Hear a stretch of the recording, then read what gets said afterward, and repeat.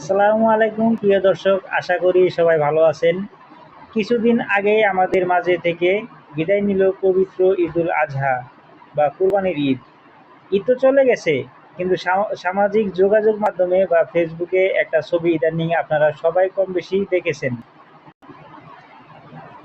এই যে ছবিটা দেখছেন, ফ্রিজ ভর্তি মাংস, চাদর আর কাপড় দিয়ে বেঁধেও ফ্রিজের দরজা আটকে রাখা যাচ্ছে না। ছবিটা দেখে হয়তো অনেকেই হাসছেন, ট্রল করছেন বা মজা নিচ্ছেন। কিন্তু ভাই, একটু গভীরভাবে চিন্তা করে দেখুন তো, এই ছবিটা কি কেবল একটা হাসির খোরাক, নাকি এটা আমাদের সমাজের একটা বাস্তব এবং লজ্জাজনক মানসিকতার প্রতিফলন? কোরবানি আসার আগেই অনেকে বড় বড় ফ্রিজ কেনার প্রতিযোগিতায় নেমে যান। উদ্দেশ্য কি?